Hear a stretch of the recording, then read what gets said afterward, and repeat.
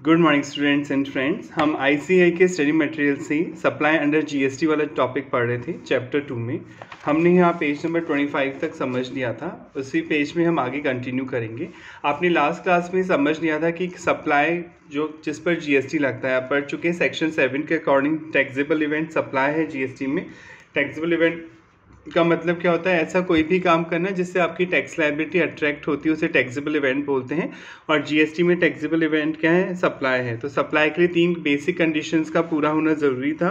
पहला था any form of supply इसमें आ जाएगी, चाहे आपने सेल के नाम से बेचा हो, चाहे आपने ट्रांसफ़र के नाम से बेचा हो, चाहे बार्टर के नाम से बेचा हो, चाहे एक्सचेंज के नाम से बेचा हो, चाहे रेंट पे दिया हो, चाहे लीज पे दिया हो, चाहे आप डिस्पोज कर रहे हो, वो सब सप्लाई में कवर्ड होगा। प्लस आपने कंसिडरेशन चार्ज किया हो, समथिंग इन रिटर्न, आपने कुछ लिया हो सामने वाले से, चाहे कैश में लिया हो चाहे काइंड में लिया हो कंसिडरेशन, और ये सब आपने बिजनेस के दौरान और फर्दरेंस ऑफ बिजनेस या बिजनेस को प्रमोट करने के लिए किया हो। अगर आप पर्सनल पर्पज़ के लिए कोई चीज़ आपस में एक्सचेंज करते हैं तो उस पर जीएसटी नहीं लगता है। तो 3 बेसिक कंडीशन पूरी होनी ज़रूरी है, तभी उससे सप्लाई माना जाएगा और उस पर जीएसटी चार्ज करेगा। अब हम इससे आगे जो पढ़ेंगे टॉपिक वो एक्सेप्शंस की बात करेगा। एक एक्सेप्शन तो आप पहले भी पढ़ चुके हैं, सेक्शन 7। पहले हम समझा देते हैं वापस। सेक्शन 7 सबसेक्शन 1 क्लॉज बी आपने पढ़ा था कि अगर कोई सर्विस आप इंपोर्ट करते हैं, इंपोर्ट आप समझते हैं इंडिया के बाहर से कोई चीज़ इंडिया में लेके आना, आप कोई सर्विस इंपोर्ट कर रहे हैं। अब चाहे वो आप सर्विस पर्सनल पर्पज़ के लिए इंपोर्ट कर रहे हैं या बिजनेस पर्पज़ के लिए इंपोर्ट कर रहे हैं, अगर आप कंसिडरेशन पे कर रहे हैं, यहाँ पर आप उसे कंसिडरेशन दे रहे हैं। अगर आप कोई सर्विस इंपोर्ट करेंगे और कंसिडरेशन पे कर रहे हैं, और भले वो पर्सनल पर्पज़ के लिए इंपोर्ट कर रहे हैं चाहे बिजनेस पर्पज़ के लिए इंपोर्ट कर रहे हैं, यहाँ पर जीएसटी लगेगा। और आप पढ़ चुके हैं कई बार कि इंपोर्ट को हमेशा यही कंसिडर किया जाएगा कि एक स्टेट से दूसरे स्टेट जा रहा है सामान, तो यहाँ पर आईजीएसटी चार्ज किया जाएगा इंपोर्ट पर। या पहले ही पढ़ चुके हैं, तो ये एक्सेप्शन हो गया। क्या एक्सेप्शन कैसे हुआ सर? क्योंकि आपने पढ़ा कि सप्लाई पर जीएसटी लगने के लिए 3 कंडीशन होना ज़रूरी है, पर इस वाले में फर्दरेंस ऑफ बिजनेस नहीं भी है। यहाँ पे फर्दरेंस बिजनेस नहीं भी है। अगर आप कोई सर्विस पर्सनल पर्पज़ के लिए भी इंपोर्ट कर रहे हैं, भले आप बिजनेस पर्पज़ के लिए इंपोर्ट नहीं कर रहे हैं, तब भी आपको जीएसटी देना पड़ रहा है। तो ये एक्सेप्शन हो गया इस रूल का, जो अभी अपने ऊपर पढ़ा था लास्ट क्लास में। इसी तरह आप शेड्यूल 1 पढ़ने जाएंगे। अभी शेड्यूल 1 हम स्टार्ट करेंगे। शेड्यूल 1 या स्केड्यूल 1, शेड्यूल 1 में उन एक्टिविटीज़ के नाम दे रखे हैं जीएसटी वालों ने कि भले कंसिडरेशन नहीं भी है, कंसिडरेशन मिसिंग है, तब भी जीएसटी लिया जाएगा आपसे। तो अब हम एक्सेप्शंस की बात करेंगे, ठीक है। अब हम पढ़ते हैं इन द सब्सिक्वेंट पैरा, ये जो आप बाद वाले पैरा पढ़ने चाह रहे हैं, वी हैव डिस्कस्ड, हम डिस्कस कर चुके हैं the exception to the 2 parameters of supply. Supply के 2 एक्सेप्शन है, यानी सप्लाई में 3 कंडीशन पूरी होना ज़रूरी है, पर अगर तीनों में से कोई कंडीशन पूरी नहीं भी हो तब भी जीएसटी लिया जा सकता है इन केसेस में जो आप पढ़ने जा रहे हैं। पहला, सप्लाई मेड फॉर कंसिडरेशन, आपने पैसे के लिए किया है, but not in the course of further business. भले आपने वो बिजनेस पर्पज़ के लिए नहीं की है चीज़, आपने पर्सनल पर्पज़ के लिए करी है, फिर भी आपको जीएसटी देना पड़ सकता है। और सप्लाई मेड विदाउट कंसेशन, ये शेड्यूल 1 में पढ़ेंगे आप कि शेड्यूल 1 इस बात पर है कि उन एक्टिविटीज़ के नाम में कि अगर आप फ्री में भी कोई काम कर रहे हैं, कंसिडरेशन नहीं भी है, समथिंग इन रिटर्न नहीं है उसमें, फिर भी आपको जीएसटी देना होगा। तो पहले पॉइंट का एक्सेप्शन ये रहा जो आप पहले फर्स्ट क्लास में समझ चुके थे इस चैप्टर में। इंपोर्टेशन ऑफ सर्विसेज, आप कोई सर्विस इंपोर्ट कर रहे हैं, इंडिया के बाहर से मंगवा रहे हैं फॉर कंसिडरेशन। देखिए कंसिडरेशन दे रहे हैं, इसमें तो पैसा दे रहे हैं, समथिंग इन रिटर्न है, वेदर और नॉट, चाहे हो भी सकता है और नहीं भी हो सकता, इन कोर्स और फर्दरेंस ऑफ बिजनेस, यानी जो आप ये सर्विस ले रहे हैं इंडिया के बाहर से, चाहे आप पर्सनल पर्पज़ के लिए ले रहे हैं चाहे बिजनेस पर्पज़ के लिए ले रहे हैं, आपको यहाँ पर जीएसटी देना होगा। द कॉनोटेशन ऑफ सप्लाई, जो सप्लाई का वर्ड है गेट एक्सपेंडेड, उसे एक्सपेंड किया गया, उसका दायरा बढ़ाया गया है सिग्निफिकेंटली, महत्वपूर्ण तरीके से, through the second part of section 7, that is अर्थात सेक्शन 7 सबसेक्शन 1 क्लॉज बी जो आप पढ़ चुके हैं, विच bring with in the ambit of supply, उसके उस सप्लाई के दायरे में लाया गया है the importation of service, service को इंपोर्ट कर रहे हैं आप फॉर अ कंसिडरेशन, पैसे के बदले या समथिंग इन रिटर्न के बदले, वेदर और नॉट, हो भी सकता है और नहीं भी हो सकता, इन द कोर्स और फर्दरेंस ऑफ बिजनेस, यानी आप कोई सर्विस इंपोर्ट कर रहे हैं चाहे बिजनेस पर्पज़ के लिए इंपोर्ट कर रहे हैं चाहे पर्सनल पर्पज़ के लिए इंपोर्ट कर रहे हैं और कंसिडरेशन दे रहे हैं, तो उस पर जीएसटी चार्ज होगा। This is the only exception, केवल यही एक एक्सेप्शन है पूरे जीएसटी में, to the condition of supply being made in course of furtherance of business. हमने पढ़ा था कि सप्लाई में 3 कंडीशन का होना ज़रूरी है। एक तो एनी फॉर्म ऑफ सप्लाई आ जाएगा, दूसरा था कि कंस्ट्रेशन होना चाहिए, तीसरा था कि आपने ड्यूरिंग द बिजनेस और फर्दरेंस ऑफ बिजनेस ऐसा किया हो। तो भले फर्दरेंस ऑफ बिजनेस नहीं भी है यहाँ पर, आपने भले पर्सनल पर्पज़ के लिए इम्पोर्ट की है सर्विस, तो भी आपको जीएसटी देना होगा, क्योंकि गवर्नमेंट नहीं चाहती कि आप इंडिया के बाहर से सर्विसेज लें, इंडिया में आप इंडियंस को मौका दें। एक तरह से इंडियंस को मौका देंगे तो आप कोई पर्सनल पर्पज़ के लिए, जैसे आपका पर्सनल पर्पज़ है इंडियंस को मौका देने, तब तो नहीं लगेगा। पर अगर आप बाहर से मंगवा रहे हैं, आप इंडियंस को मौका नहीं दे रहे, बाहर के आदमी से सर्विसेज ले रहे हैं, तो इसलिए इंडियंस को मौका देना ज़रूरी है। मेक इन इंडिया को प्रमोट करता है जीएसटी। अगर आप बाहर की चीज़ इंडिया में लेके आ रहे हैं तो ऑब्वियसली उस पर जीएसटी चार्ज होगा। Ramaiah, a proprietor has receive the architect service. Architect तो समझते हैं जो घर के नक्शे डिज़ाइन वगैरह करता है, आपका कंस्ट्रक्शन देखता है। फॉर हिज पर्सनल रेजिडेंस, अपने पर्सनल मकान के लिए वो बाहर से सर्विस ले रहे हैं, from an architect located in New York में रहता है, eight N agreed price of $5,000। आप $5,000 पे कर रहे हैं और उससे आर्किटेक्ट से सर्विस ले रहे हैं। तो भले ये सर्विस पर्सनल पर्पज़ के लिए रहे हैं, अपने घर का मकान बनवाने के लिए ले रहे हैं, पर ये इंपोर्ट कर रहे हैं तो यहाँ पे जीएसटी लगेगा। The import of service by Ramaiah इस सप्लाई माना जाएगा under section 7 subsection 1 clause B. Though, भले it is not in course और फर्दर बिजनेस, भले ये बिजनेस के दौरान या बिजनेस को बढ़ाने के लिए नहीं ली गई है सर्विस, पर ये इंपोर्ट की गई है सर्विस और इंपोर्ट पे आईजीएसटी चार्ज किया जाएगा। तो आई होप यहाँ तक समझ में आ गया होगा। एक और एग्जांपल से समझ लेते हैं इसको। मिस्टर ए, इनके भाई हैं मिस्टर डी, ये लंदन में रहते हैं। मिस्टर डी ये आर्किटेक्ट हैं और मिस्टर ए इंडिया में रहते हैं, भारत में ही रहते हैं। इनका पर्सनल हाउस बन रहा है, खुद का मकान बन रहा है। मिस्टर ए का बिजनेस की बात नहीं हो रही है, अपने पर्सनल मकान की बात हो रही है। ये अपने भाई को फ़ोन करते हैं, मेल करते हैं, व्हाटएवर, व्हाट्सएप, आजकल तो बहुत से तरीके हैं कांटेक्ट करने के लिए, और अपने भाई से कहते हैं कि मेरा इतना स्क्वायर फीट का मकान है, तू नक्शा बना के भेज दे। तो भाई आर्किटेक्ट है, ये नक्शा बना के मेल के थ्रू इनको भेज देता है। मेल के थ्रू तो भेज ही सकते हैं डॉक्यूमेंट वगैरह, और ये भाई है तो यहाँ पे कोई पैसे ही चार्ज नहीं करता, ये फ्री देता है अपनी सर्विस। तो पहले तो हम चेक करेंगे कि कोई सर्विस इंपोर्ट हो रही है इंडिया में या नहीं हो रही। तो ये कंडीशन चेक करेंगे कि सर्विस इंपोर्ट हो रही है, भारत में नहीं हो रही। इंपोर्ट तो हो रही है सर, इंडिया के बाहर रहता है सप्लायर और रेसिपिएंट जो बायर है वो इंडिया में रहता है, तो आप लेके आ रहे हैं इंडिया के बाहर से कोई सर्विस, तो इसे इंपोर्ट बोला जाएगा। अब हम चेक करेंगे यहाँ कंसिडरेशन है या नहीं, क्योंकि सेक्शन 7 सबसेक्शन 1 क्लॉज बी तभी अप्लाई होगा जब कोई सर्विस इंडिया के बाहर से इंपोर्ट हो रही है और कंसिडरेशन होना चाहिए। दोनों कंडीशन पूरी होना चाहिए। भले ही वो सर्विस आप पर्सनल पर्पज़ के लिए ले रहे हैं चाहे बिजनेस पर्पज़ के लिए ले रहे हैं, इससे कोई मतलब नहीं है। पर ये वो आपका भाई है, उसने आपसे पैसे नहीं लिए, फ्री सर्विस दी, भाई है, फ्रेंड है, व्हाटएवर कोई भी है, तो यहाँ पे कंसिडरेशन नहीं है, तो यहाँ पे कोई जीएसटी चार्ज नहीं होगा। यानी कंसिडरेशन होना भी ज़रूरी है, इंपोर्ट ऑफ सर्विस ज़रूरी है, प्लस कंसिडरेशन होना ज़रूरी है। ये दोनों कंडीशन साथ में पूरी होनी चाहिए। अगर एक भी चीज़ मिसिंग होगी तो यहाँ पर जीएसटी चार्ज नहीं होगा। अब next example, activity without consideration deem supply. नाम से पता चला डीम मतलब मान लिया जाएगा, वैसे तो सप्लाई नहीं है, पर जीएसटी वाले अज्यूम करेंगे कि आपने ये चीज़ किसी को दी है इन केसेस में शेड्यूल 1 में, और ये भले ही आपने कंसिडरेशन चार्ज नहीं किया, भले ही आपने पैसे नहीं लिए सामने वाले से, फिर भी वो आपसे जीएसटी लेंगे। किन केसेस पे देखते हैं।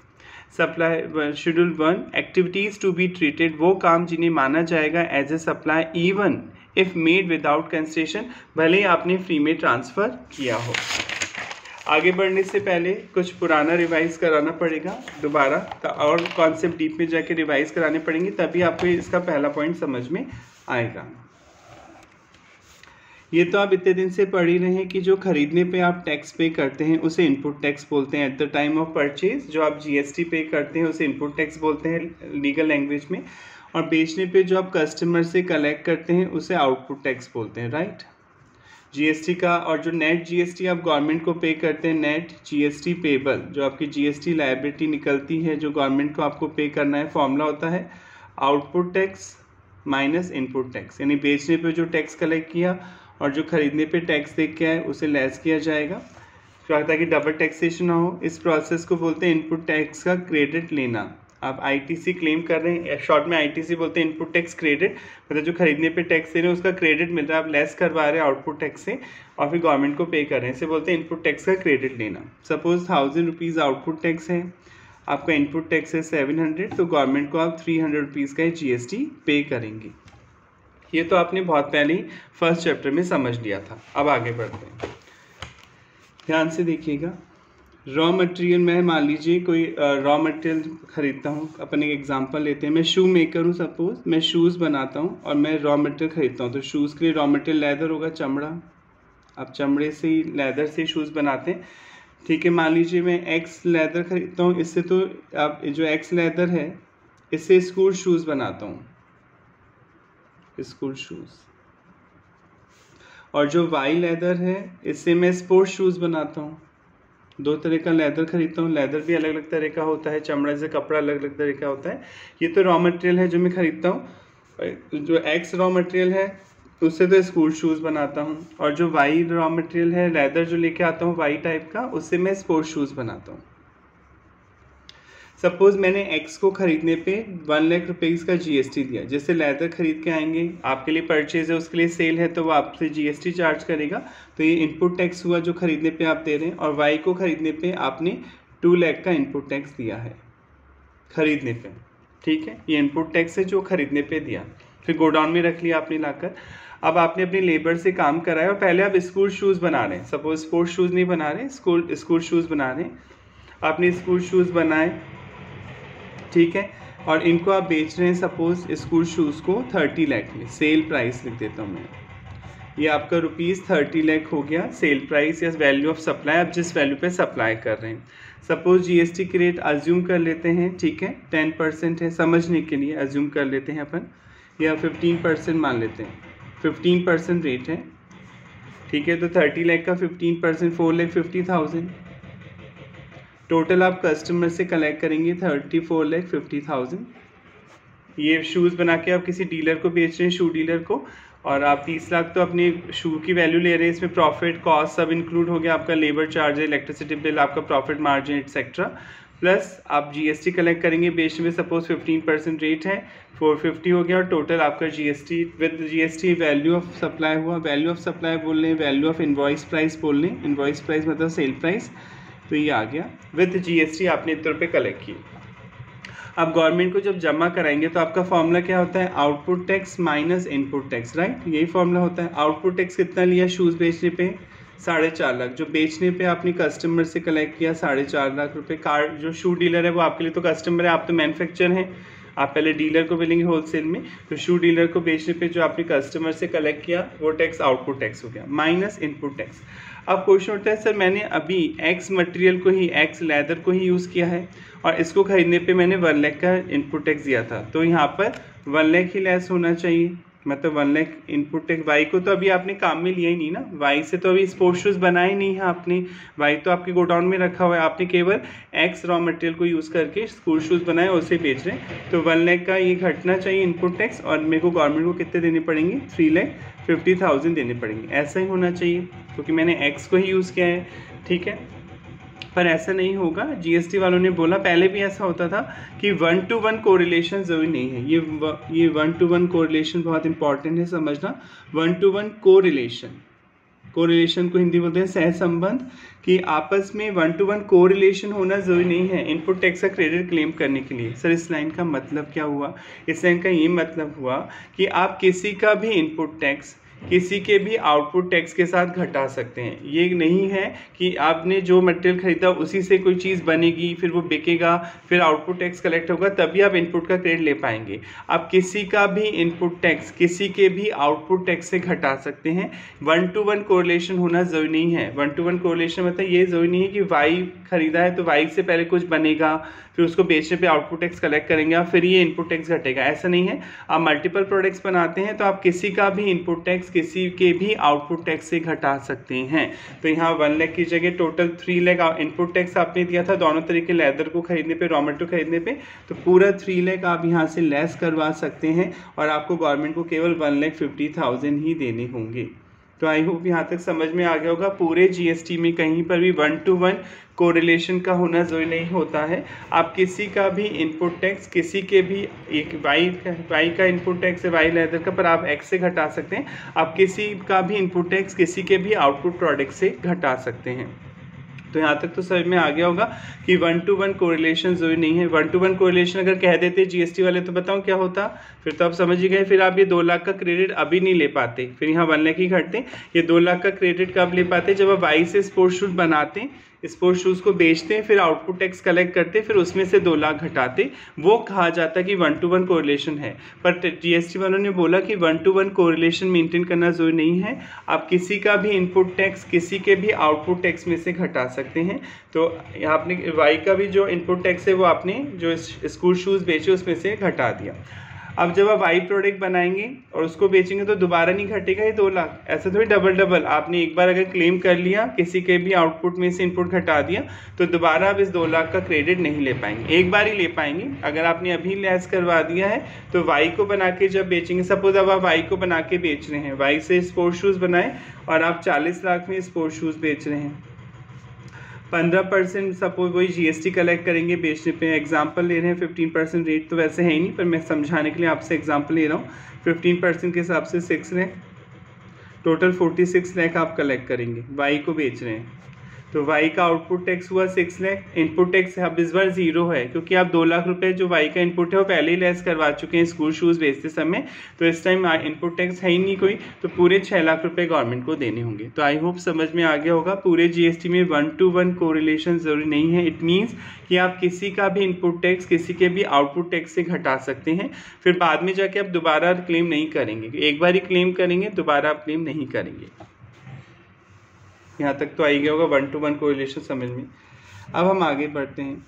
अब क्वेश्चन उठता है, सर इनपुट टैक्स का क्रेडिट जो होता है, क्रेडिट मतलब आउटपुट में से इनपुट को घटा के आप गवर्नमेंट को देते हैं, उस प्रोसेस को इनपुट टैक्स का क्रेडिट क्लेम करना बोलते हैं। ये गवर्नमेंट क्यों देती है इनपुट टैक्स का क्रेडिट? ये तो आप पहले क्लास में पढ़ चुके, एक तो डबल टैक्सेशन ना हो, डबल टैक्सेशन से बचने के लिए कि खरीदने पे भी आप टैक्स दे रहे हैं और बेचने पे भी टैक्स दे रहे हैं, तो डबल टैक्स ना लगे, इसलिए गवर्नमेंट आपने जो खरीदने पे टैक्स दिया और जो बेचने पे कलेक्ट किया उसमें से आप खरीदने वाला टैक्स लेस करके गवर्नमेंट को नेट अमाउंट देते हैं।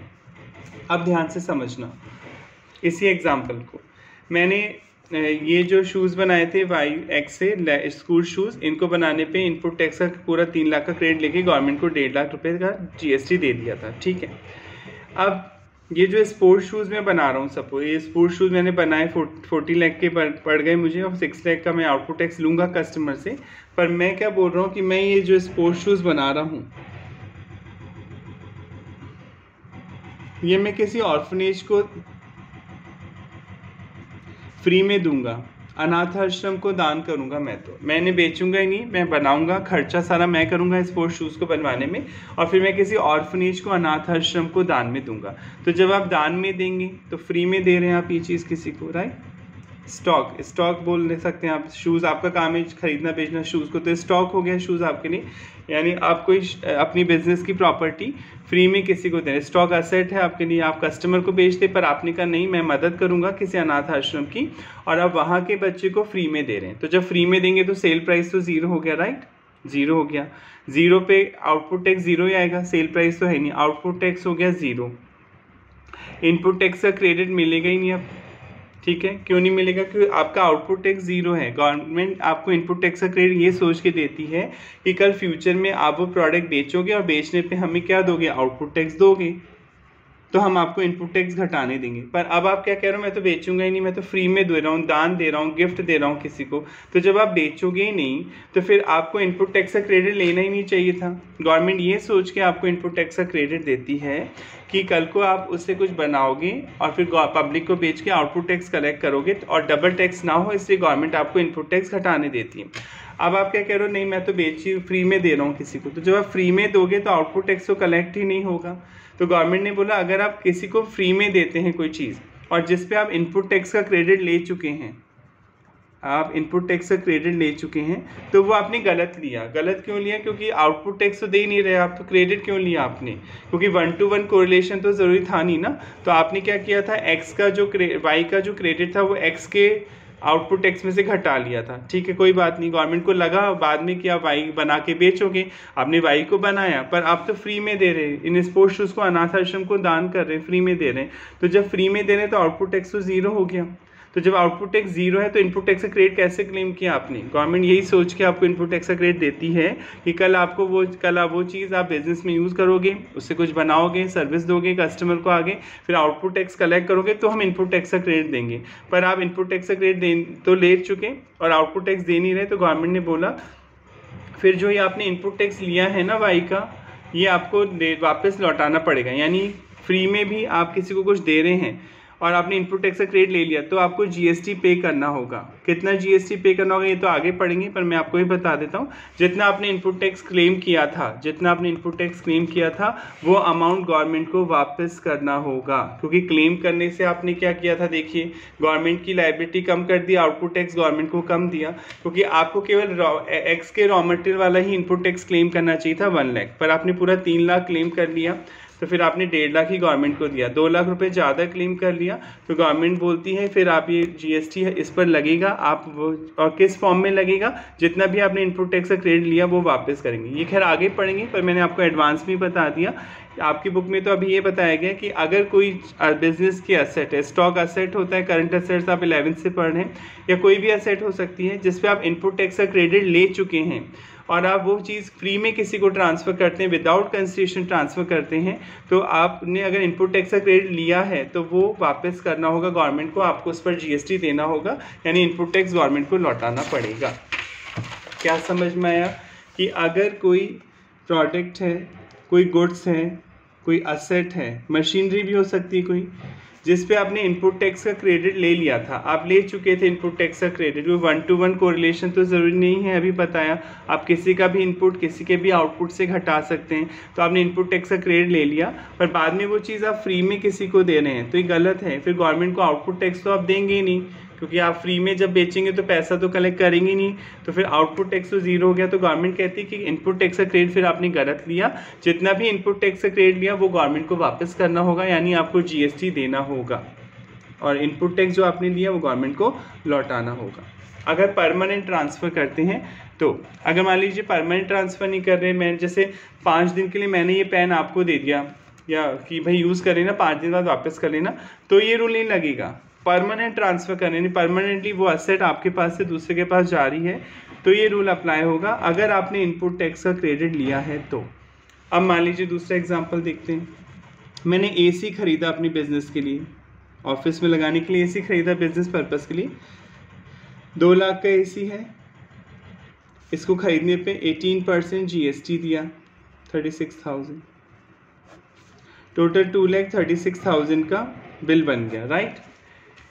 अब ये एसी मैं अपने ऑफिस में लगाऊंगा, इंस्टॉल करूंगा। एसी को तो मैं बेचूंगा नहीं, ऑफिस में लगाऊंगा, पर ख़रीदने पे जो टैक्स देता है बिजनेसमैन, उसे क्या बोलते हैं, इनपुट टैक्स बोलते हैं। खरीदने पे आप जो भी जीएसटी पे करते हैं, चाहे प्रोडक्ट पे करें, रॉ मटेरियल पे, फिनिश गुड्स पे, डब्ल्यूआईपी पे, या किसी फिर कैपिटल असेट्स पे जिन्हें आप फिक्स असेट बोलते हैं 11th क्लास से, मशीनरी वगैरह पे, उन पे इनपुट टैक्स जो खरीदने पे आप टैक्स देते हैं उसे इनपुट टैक्स बोलते हैं।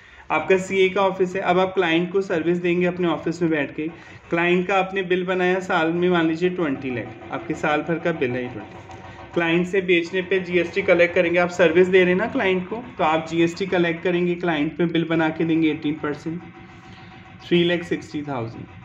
टोटल आपने क्लाइंट से पैसे लिए 23,60,000। तो ये जो कलेक्ट किया आपने सर्विस देने पे, क्लाइंट से सर्विस दे रहे हैं, सर्विस पे भी लगता है जीएसटी, तो ये आउटपुट टैक्स हुआ 3,60,000। मैं बार बार बोल रहा हूँ 1-to-1 कोरिलेशन ज़रूरी नहीं है, आप किसी भी प्रोडक्ट का किसी के भी आउटपुट से सेट ऑफ कर सकते हैं। ज़रूरी नहीं कि वही प्रोडक्ट बने या वही प्रोडक्ट बेचने पे आउटपुट टैक्स आए तभी इनपुट टैक्स का क्रेडिट मिलेगा। जैसे एसी में बेचूंगा थोड़ी, ये तो मेरे ऑफिस में फिट हो जाएगा, ऑफिस में लग जाएगा, पर फिर जीएसटी में बोला कोई बात नहीं, आप कोई और प्रोडक्ट या सर्विस तो बेचते ही होंगे ना, तो उससे उसके आउटपुट में से इसे आप घटा सकते हैं। तो देखिए, तो मैंने इनपुट टैक्स दिया था एसी खरीदने पे और मैंने क्लाइंट से सर्विस देने पे सर्विस टैक्स लिया, यानी जीएसटी कलेक्ट किया, तो ये आउटपुट टैक्स माइनस इनपुट, ये 36,000 रुपये 36,000 में यहाँ से घटा सकता हूँ और नेट अमाउंट ही फिर मुझे गवर्नमेंट को पे करने होंगे, यानी 3,24,000 रुपये मैं गवर्नमेंट को दूंगा। आई होप समझ में आ रहा होगा। 1-to-1 कोरिलेशन का मतलब किसी का भी इनपुट टैक्स किसी के भी आउटपुट से घट जाएगा। ये ज़रूरी नहीं है कि जो चीज़ आपने खरीदी उसी को बेचें या उससे कुछ बनाएं फिर बेचें। एसी बेचेंगे थोड़ी, एसी तो हम अपने ऑफिस में लगा लेंगे, फिर भी आप इसका क्रेडिट ले सकते हैं क्योंकि आप गवर्नमेंट को जीएसटी दे रहे हैं। क्लियर। पर मान लीजिए मैं ये एसी जो है इस पर इनपुट टैक्स का क्रेडिट मैंने ले लिया, ठीक है।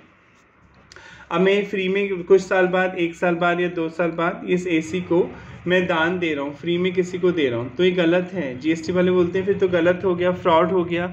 हमने तो ये सोच के तुम्हें क्रेडिट दिया था कि कल तुम्हें आउटपुट टैक्स देते रहोगे, पर अब आपने इनपुट टैक्स का क्रेडिट लिया और फिर आप इसे फ्री में दे रहे हैं किसी को, तो फिर आपको जीएसटी पे करना होगा, यानी जो इनपुट टैक्स लिया है वो वापस करना होगा गवर्नमेंट को। हाँ, अगर मैं इनपुट टैक्स का क्रेडिट क्लेम नहीं करता, मैं ये 36,000 रुपये लेस नहीं करवाता और फिर मैं ये एसी किसी को फ्री में देता, ठीक है, तो मुझे कोई जीएसटी नहीं देना था। पर अगर आप इनपुट टैक्स का क्रेडिट क्लेम कर लेते हैं तो गवर्नमेंट कहती है आपने क्लेम किया, अच्छी बात है, हम क्लेम आपको इसलिए करने देते हैं क्योंकि हमें लगता है कि फ्यूचर में आप हमें आउटपुट टैक्स देंगे, पर आप आउटपुट टैक्स तो देंगे ही नहीं और वो असेट आप फ्री में किसी को दे रहे हैं, तो जो इनपुट टैक्स आपने लिया वो गवर्नमेंट को वापस करना होगा। तो आई होप यहाँ तक समझ में आ गया होगा शेड्यूल 1 का फर्स्ट पॉइंट। अब हम रीड कर लेते हैं। शेड्यूल 1 का फर्स्ट पॉइंट क्या बोलता है, देखिए परमानेंट ट्रांसफर। देखिए परमानेंट करना जरूरी है, कुछ दिन के लिए किसी को दे रहे हैं, 2 महीने 4 महीने 6 महीने, वो नहीं आएगा इसमें। आप परमानेंट ट्रांसफर कर रहे हैं, दे रहे हैं, डिस्पोज कर रहे हैं, बेच रहे हैं। बिजनेस असेट, बिजनेस असेट को डिफाइन नहीं किया गया है, पर जो हम 11th क्लास से पढ़ते हैं बिजनेस असेट का मतलब वही है मशीनरी, स्टॉक, जो भी आपके पास बिल्डिंग है, ये सब बिजनेस असेट्स में आती हैं। Where input tax credit has been avail, आप इनपुट टैक्स का क्रेडिट ले चुके थे उस असेट पे, यानी अगर आपने कोई असेट है जो बिजनेस की है और आपने उसे परमानेंट ट्रांसफ़र किया किसी को और पैसे नहीं चार्ज कर रहे हैं, फ्री में दे रहे हैं, जिस पे आप इनपुट टैक्स का क्रेडिट ले चुके थे, तो फिर आपको जीएसटी पे करना होगा, भले आप फ्री में दे रहे हैं तब भी। हाँ, अगर आपने इनपुट टैक्स का क्रेडिट नहीं लिया था, ठीक है, और आप तब किसी को फ्री में दे रहे हैं, तब कोई दिक्कत नहीं है टैक्स वालों को, फिर तो कोई दिक्कत ही नहीं है, फिर आप फ्री में दे सकते हैं, कोई प्रॉब्लम नहीं, कोई जीएसटी नहीं लगेगा। पर अगर आप इनपुट टैक्स का क्रेडिट ले चुके थे, उसके बाद किसी को ट्रांसफ़र कर रहे हैं तो जीएसटी लगेगा। अब इसको हम इस पेज पे समझते हैं, तो पॉइंट्स हैं, इनकी डिटेल इस पेज पे दे रखी है, तो हम इस पेज पे ढंग से समझते हैं। As per schedule 1 in the following 4 cases, 4 परिस्थितियों में एक्टिविटीज़ मेड, जो आपने काम किया है विदाउट कंसेशन, फ्री में, विल बी ट्रीटेड, उसे माना जाएगा as a supply under section 7। पहला पॉइंट, परमानेंट ट्रांसफ़र कर रहे हैं, डिस्पोज कर रहे हैं और business asset, para 1 of schedule 1। Any kind of disposal, किसी भी तरह का डिस्पोजल कर रहे हैं, बेच रहे हैं, ट्रांसफ़र कर रहे हैं, business asset made by an entity, entity मतलब बिजनेस, कोई बिजनेस ट्रांसफ़र कर रहा है ऑन परमानेंट बेसिस, परमानेंटली आप किसी को दे रहे हैं, इवन दो विदाउट कंसिडरेशन, भले फ्री में भी दे रहे हैं, क्वालिफाई एज सप्लाई, उसे सप्लाई माना जाएगा। However it is important to note, पर यहाँ पे ये बात ध्यान में देने की है, that this provision would apply, ये प्रोविज़न तभी अप्लाई होगा only if input tax credit has been avail on such asset, अगर आप उस असेट पे इनपुट टैक्स का क्रेडिट ले चुके हैं। Therefore, in order to qualify as supply under this para, supply मानने के लिए following condition need to be satisfy, इन शर्तों का पूरा होना ज़रूरी है। There must be a disposal और transfer of business asset, disposal यानी सेल होना चाहिए, ठीक है। Transfer disposal must be permanent, permanent basis पे होना चाहिए, नहीं कि आपने 2 महीने 4 महीने के लिए किसी को चीज़ दी, परमानेंटली वो आपके पास से चीज़ हमेशा के लिए चली जाएगी।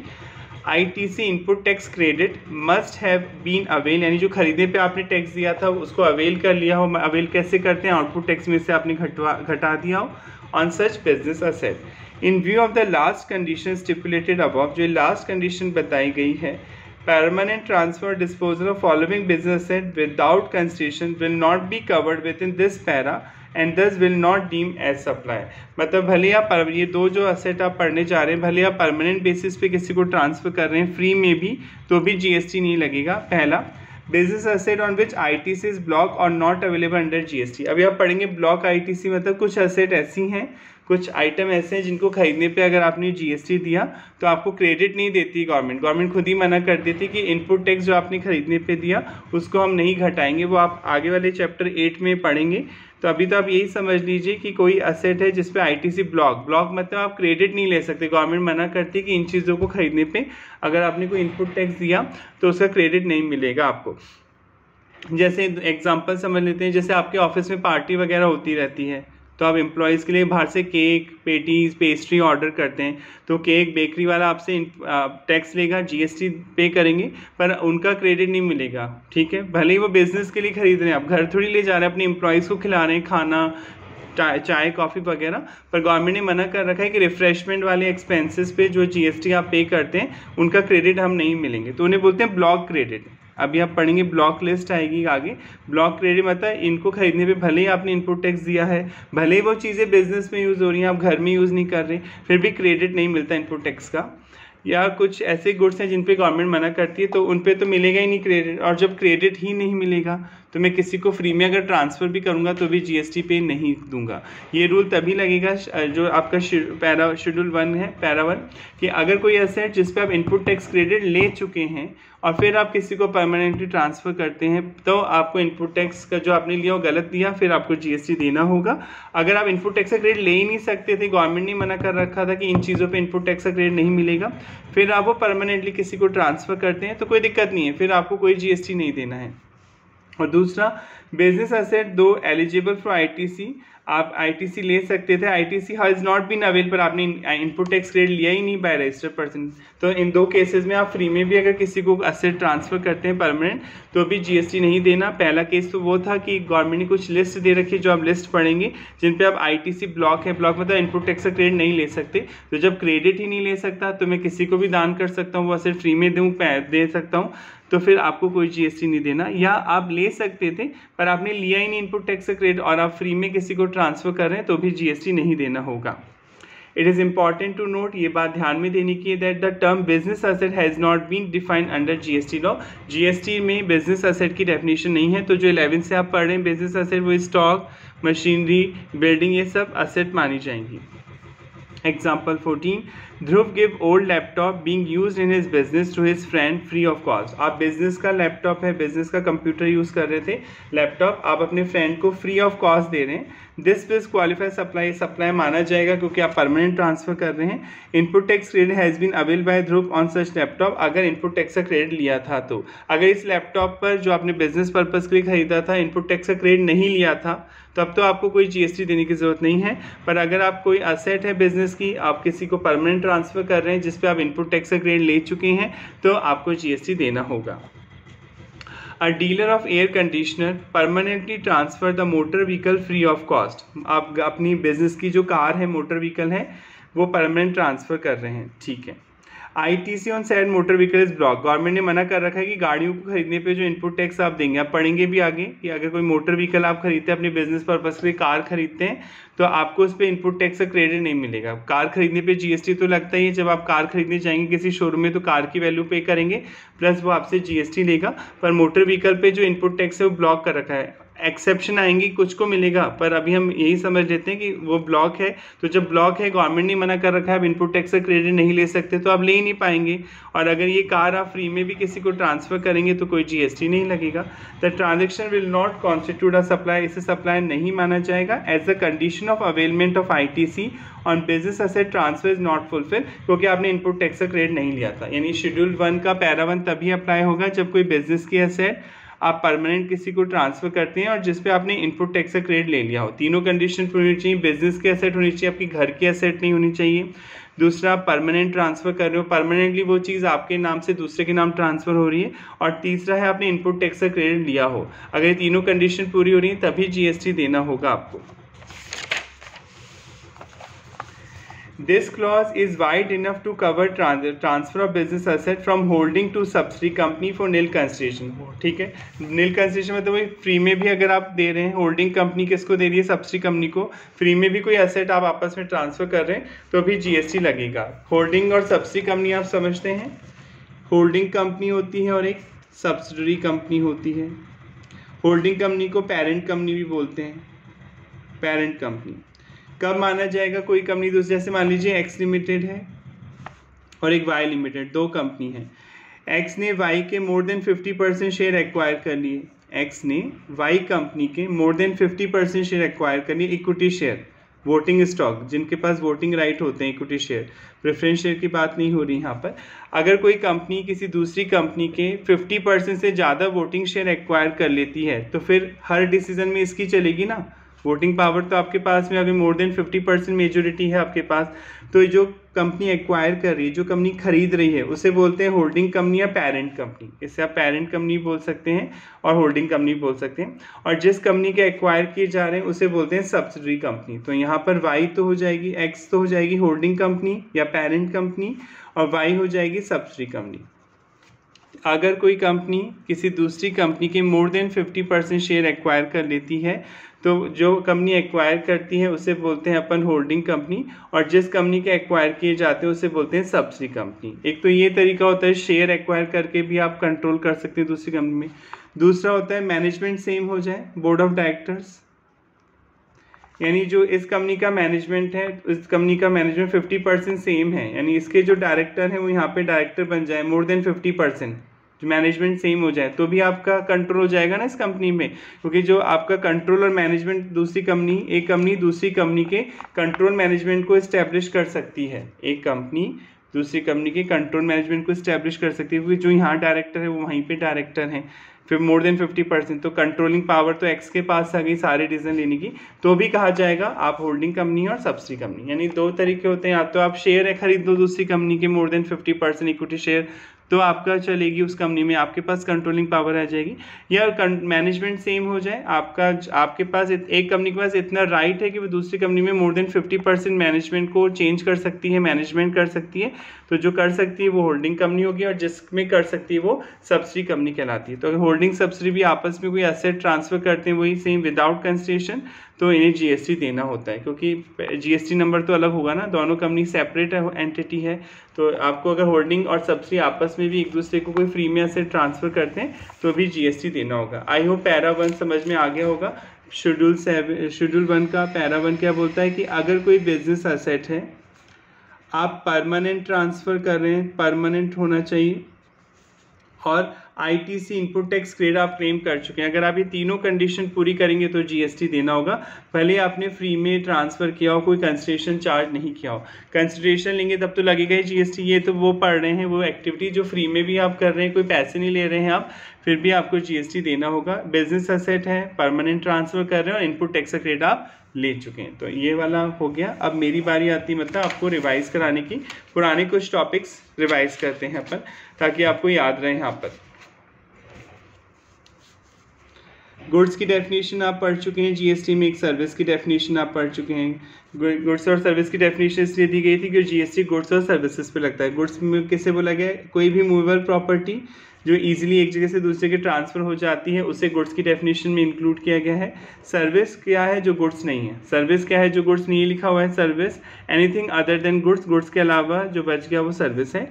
पर जो मनी है, मनी मतलब जो करंट मनी है, और जो लीगल टेंडर है, और जो सिक्योरिटी है, शेयर मार्केट, बॉन्ड, डिवेंचर, इन पे कोई जीएसटी नहीं लगता, क्योंकि ना तो इन्हें गुड्स माना गया है और ना ही सर्विस माना गया है। जीएसटी लगाने के लिए ज़रूरी है या तो वो गुड्स की कैटेगरी में आए कोई चीज़, या सर्विस की कैटेगरी में आए। पर अगर कोई गुड्स की कैटेगरी में भी नहीं आती है चीज़, सर्विस की कैटेगरी में भी नहीं आती है, तो उन पर जीएसटी नहीं लगता है। और मनी और सिक्योरिटी को ना तो गुड्स माना गया है ना ही सर्विस माना गया है। मनी का मतलब जो लीगल टेंडर है, जो अभी मनी चल रही है, जो आपके पास नोट है, आपकी जेब में जो नए नोट हैं उनकी बात की जा रही है। जो पुराने नोट बंद हो गए, पुराने सिक्के बंद हो गए, अकबर के ज़माने का आपके पास है, या सम्राट अशोक के ज़माने का कोई चांदी का सिक्का ब्रिटिश टाइम का आपके पास में, तो वो मनी नहीं माना जाएगा, उसको तो गुड्स माना जाएगा। उनको न्यूमिस्मेटिक वैल्यू बोलते हैं, न्यूमिस्मेटिक वैल्यू। किस पुराने सिक्के इकट्ठे करने का शौक होता है कईयों को, तो जब उन सिक्कों को बेचने जाएंगे तो जीएसटी लगेगा। ये बात हो रही मनी कौन सी, जो करंट में चल रही है, लीगल मनी, चाहे वो डॉलर हो, चाहे पाउंड हो, चाहे रुपए हो, जो लीगल टेंडर है, जिन्हें लीगली एक्सेप्ट किया जा रहा है वर्ल्ड में एट प्रेजेंट खरीदने बेचने में पैसे को, ये उसकी बात की जा रही है। क्लियर? तो यहाँ तक आप समझ चुके थे, पहले भी आप रिवाइज कर चुके हैं इन चीज़ों को। यहाँ पर जीएसटी में बायर और सेलर वर्ड कहीं नहीं आएंगे, बताया था। सेलर को क्या बोलेंगे आप, सप्लायर, और बायर को क्या बोलेंगे, रिसिपिएंट। जीएसटी में कहीं पे बायर और सेलर वर्ड नहीं आएंगे, वो तो समझाने के लिए टीचर्स आपको बता देते हैं। पर सप्लायर बोला जाएगा सेलर को, और जो बायर है उसे रिसिपिएंट बोला जाएगा। और परचेज और सेल वर्ड भी नहीं आएगा, बस एक ही वर्ड आएगा, सप्लाई। सप्लाई में दोनों इंक्लूड है, परचेज करने को भी सप्लाई बोला जाता है कि कोई बंदा आपको सप्लाई कर रहा है, और बेचने को भी सप्लाई बोला जाता है जीएसटी में। तो सप्लाई कॉमन वर्ड है जिसमें परचेज करना भी आ जाएगा और सेल करना भी आ जाएगा। आई होप आपको समझ में आ रहा होगा। अगर आपकी कोई डाउट है तो आप कमेंट करके बता सकते हैं। Thank you so much, next class में मिलते हैं।